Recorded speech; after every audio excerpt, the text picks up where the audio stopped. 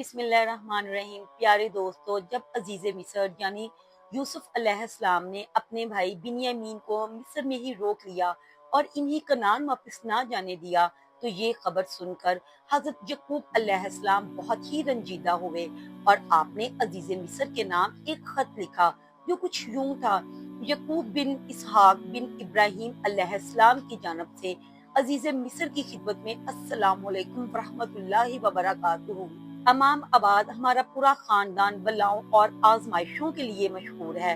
میرے دادا ابراہیم خلیل اللہ کا آتش نمرود میں امتحان لیا گیا، پھر میرے والد اسحاق کا بھی شدید امتحان لیا گیا، پھر میرے لڑکے کے ذریعے بھی میرا امتحان لیا گیا جو مجھے سب سے زیادہ محبوب تھا۔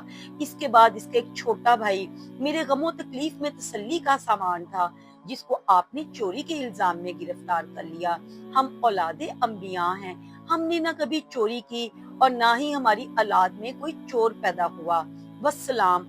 چنانچہ اس خط کو لے کر یوسف علیہ السلام کے بھائی مصر پہنچے اور ان کے دربار میں حاضر ہو کر انہوں نے حضرت یعقوب کا یہ خط پیش کیا۔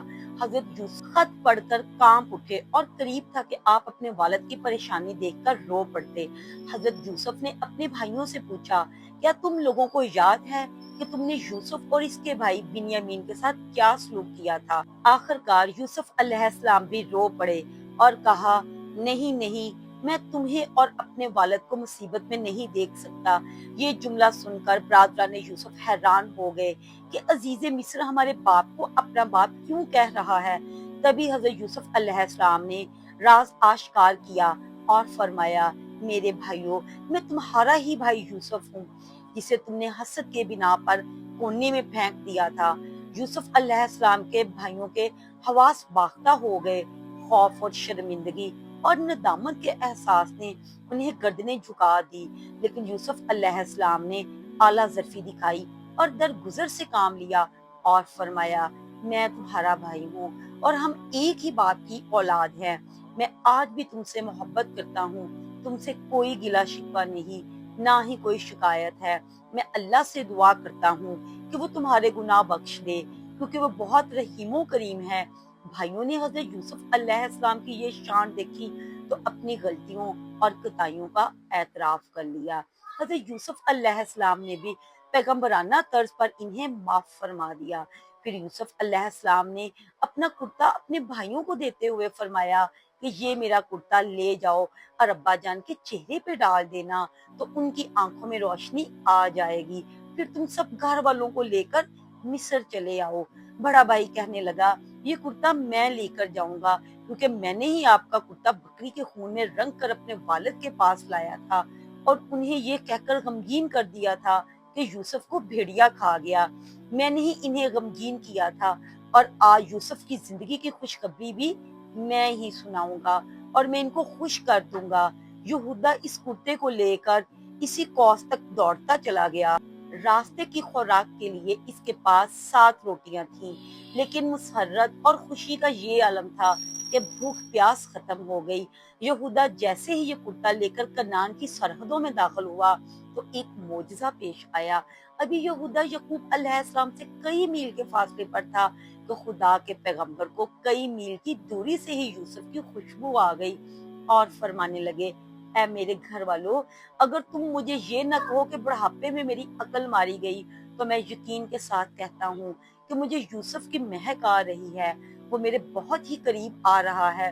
سب لوگ کہنے لگے، واللہ آپ ابھی تک یوسف کے غم میں مبتلا ہیں، اتنا عرصہ گزر گیا، اب تو یوسف کا نام و نشان بھی باقی نہ رہا اور آپ ہیں کہ یوسف کی باتیں کرتے ہی نہیں تھکتے۔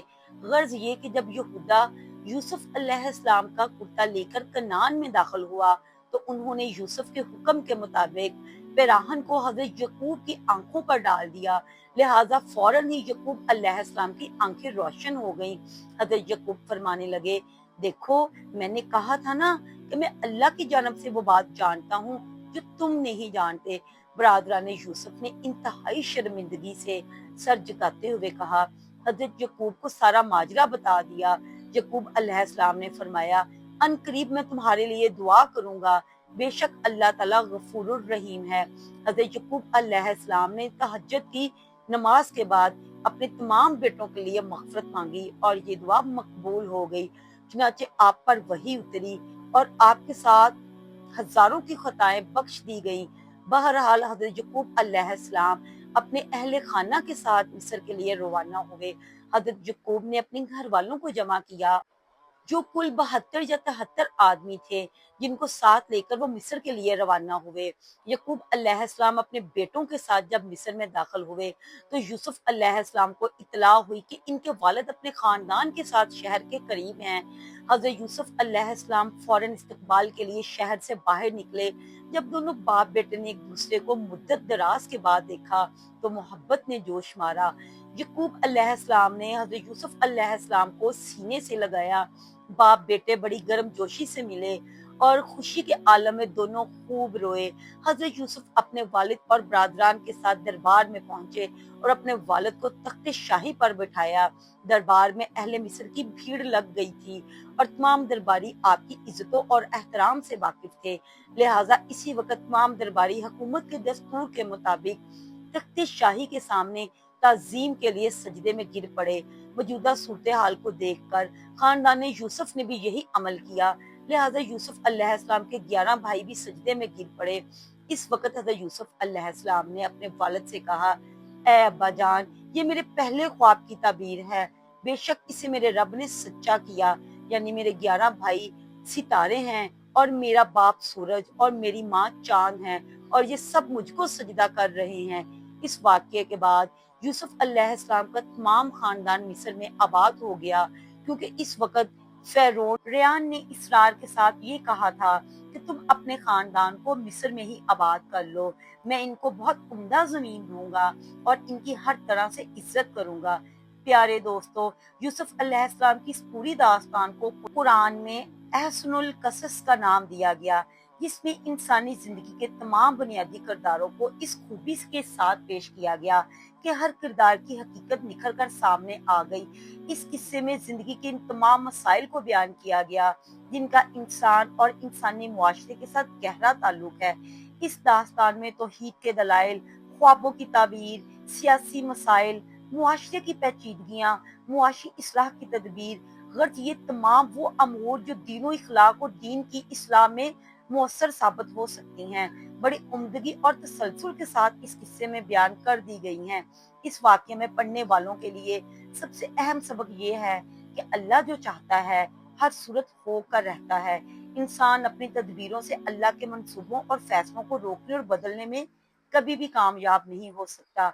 बेशक जिसे अल्लाह चाहता है इज्जत देता है, सारी दुनिया मिलकर भी इसको जलील नहीं कर सकती, और जिसको जलील करना चाहे तो सारी दुनिया मिलकर भी इसको जिल्लत से नहीं बचा सकती।